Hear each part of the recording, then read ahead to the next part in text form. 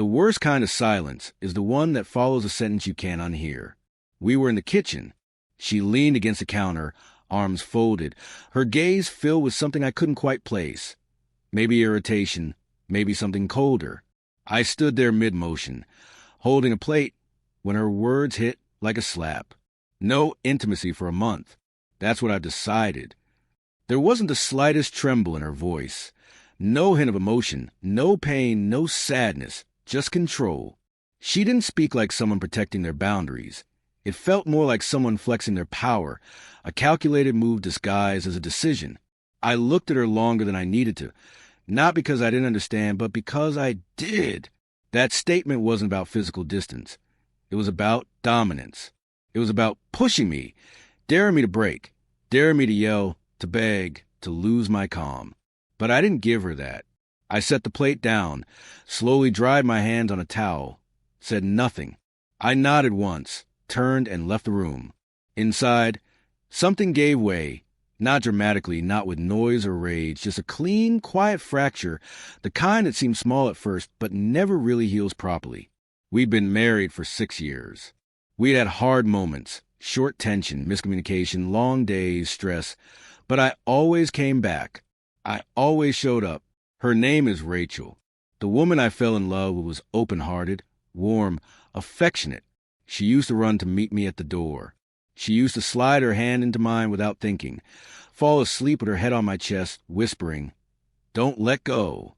But somewhere along the way, something shifted, slowly, subtly. She stopped reaching for me. Our touch became infrequent. The bed got colder. The kisses we shared, when they happened, felt more like habits than moments. Still, I kept hoping it would pass. Told myself she was overwhelmed, that maybe I wasn't doing enough. So I tried.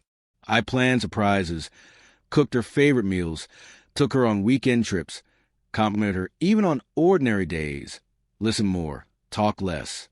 And when she pulled away, I gave her space. But no matter how much I gave, she kept taking without giving anything back. It wasn't just the intimacy that vanished. It was attention, affection, respect.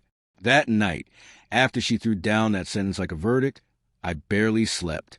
I lay beside her, the same woman who once curled into me in the middle of the night. She didn't move, didn't say a word, no explanation, no remorse, just silence. It wasn't a boundary. It was punishment. And I hadn't even done anything wrong. That's when the realization hit.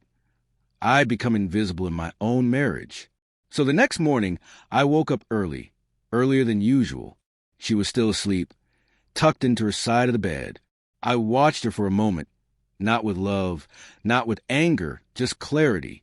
She believed I'd stay, that no matter what she stripped away, I'd remain, because I was the good one, the calm one, the steady one. But no one stays where they're not wanted, not forever. I pulled a small duffel from the closet, grabbed a few essentials, clothes, charger, ID, keys. No note, no explanation, just silence. And I left. For the first time in months, I felt something lift off my chest. I didn't go far, just a friend's place. He didn't ask much, just offered space. I told him I needed time to think.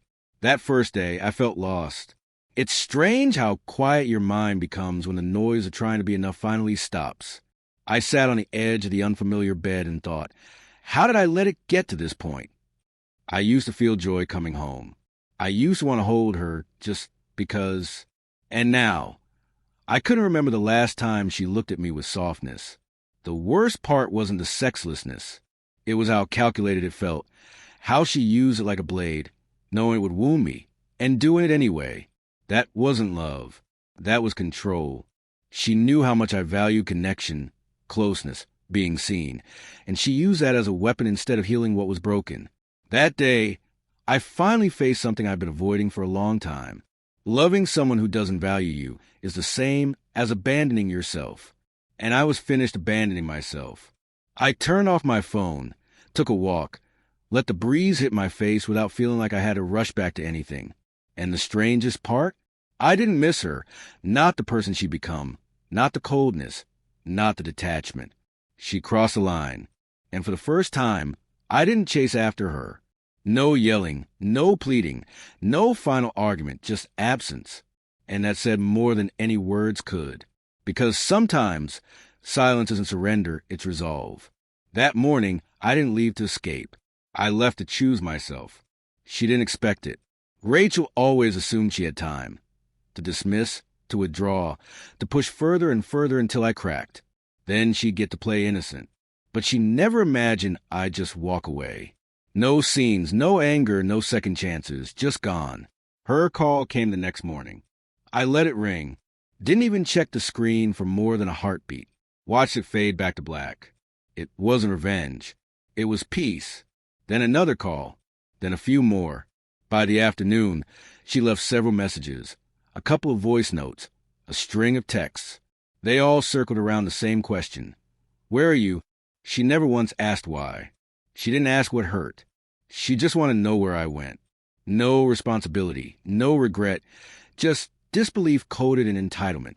I stayed quiet. That night, wrapped in a blanket on the balcony of my friend's place. City lights glowing in the distance. I finally heard something I hadn't in a long time myself. No tension, no dread, no waiting to be acknowledged. And in that silence, I felt whole.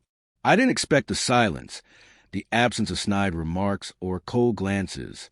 It felt unfamiliar, but calm. The following day, Rachel's tone changed. Her text became longer, more frantic, full of explanations dressed as questions. Why are you doing this? I didn't mean what I said. Can we please talk? That was the most she'd tried to connect in months. Funny, isn't it? You give someone your whole heart day after day, and they barely look up. But the second you stop handing it over, they act like they can't breathe without it. Still, I didn't answer, not out of spite, but because I was finally thinking about myself. Responding too soon would have yanked me back into a role I had worked so hard to shed. The man who kept quiet to avoid conflict, who gave endlessly in hopes of being seen, who endured the cold because the alternative seemed scarier. That man was gone, and I didn't miss him. Her texts kept coming. On the third day, she called me a dozen times. I let each one go. Out of curiosity, not longing, I listened to a voicemail. Her voice trembled. She sounded lost and broken in a way I hadn't heard in years. I didn't mean it. Please come home. We can fix this. But I wasn't the one who was lost. I didn't need repair. She had always known exactly who I was. She just never imagined I'd stop letting her treat me like a side character in her life. The woman who once declared there'd be no intimacy for a month was now begging for connection. Not because she regretted the decision, but because the power dynamic had shifted. It was never about space or healing. It was about control. And when I stepped away, she didn't know how to play the game anymore. She wanted things to go back to normal. But normal had meant me shrinking, her deciding when I was worthy of affection. That wasn't love. It was dependence. I hit the gym that day, took a walk, bought myself dinner, didn't check my phone once. And for the first time in over a year, I wasn't holding my breath. I wasn't calculating her mood or preparing for the next emotional blow. I was just present. By the fourth day, she went quiet too, maybe hoping her silence would make me crack. But she didn't recognize this version of me, the one who finally put himself first, the one who understood that love without respect isn't love at all. The next morning, a voice message arrived. Her tone had changed again, hesitant, soft. I've been thinking. I know I've been pushing you away. I didn't mean to. I was angry. Please, can we talk? I didn't respond. Not because I didn't care, but because some things can't be undone. When someone chooses to hurt you, their regret doesn't glue the pieces back together. It wasn't about the words anymore. It was about what they revealed. That moment when she told me there would be no intimacy wasn't about expressing pain. It was about asserting power, ignoring my needs, testing how much I'd take before breaking. Except I didn't break. I left quietly, and that silence became a mirror she couldn't face. If I had gone back then, everything would have reset, a brief period of affection, then back to neglect. Because she wasn't reflecting, she was reacting. There's a big difference. Regret is not growth. Attention is not affection. You can't cut someone off, scream at them, treat them like they're invisible, and expect them to come running back when you feel ready. People aren't toys. And I wasn't her fallback anymore. Her apology came, but it was too late. Not out of anger, but because I had healed. No one talks about that part. When the apology shows up after the pain has been buried, when you're no longer clinging to closure, when you've already moved on. It had been 21 days since I left. No grand exit, just a quiet walk away. And in those weeks, something shifted in me. I began sleeping through the night. No tossing, no anxiety, no mental replays of her words. I wasn't angry anymore. I was free. On a Wednesday, a final message came while I was sitting outside a cafe, reading for the first time in years. Just her name on the screen. I almost ignored it, but I opened it out of curiosity. I really messed up. You didn't deserve that. I lost control. I wish I could take it back. Please, can we talk? For the first time, she admitted fault. Not we both made mistakes. Not you left me. Just I messed up. And all I felt was stillness. There was a time that message would have destroyed me. Would have felt like a lifeline.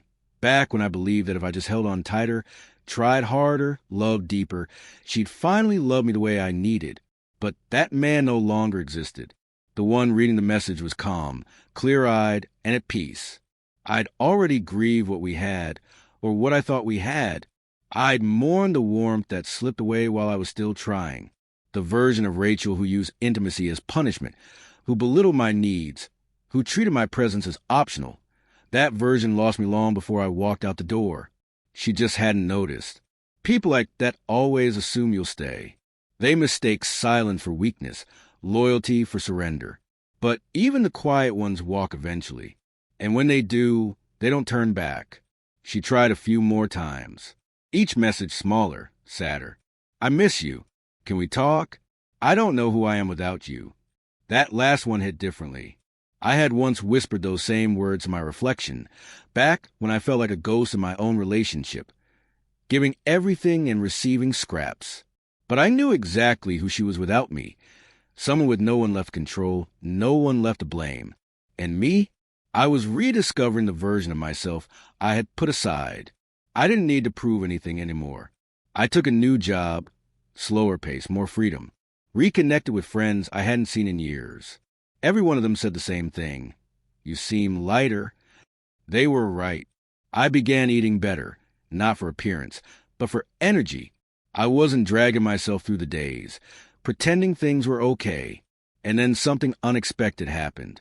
I met someone, not in a bar or on an app, in a bookstore of all places. Her name was Claire. She didn't ask about my past. She just smiled like she knew me. We talked for an hour without checking our phones. She laughed at things I didn't even realize were funny. She listened, really listened. It wasn't fireworks. It was calm. And that's how I knew I had no desire to look back. Not because Claire replaced Rachel, but because Rachel belonged to a chapter in my life I had already closed. I didn't hate her. I didn't wish her pain. I just didn't need her anymore. And that's real freedom. One night, I sent her a final message. Just one line. I hope you find what you're looking for. Take care. She read it instantly. No response. That was okay. Not every ending is dramatic. Some are quiet, like a gentle closing door, a soft understanding that it's over, that the break was real, and that moving on doesn't require anyone's permission. Rachel taught me something I'll never forget. Love should never be a weapon.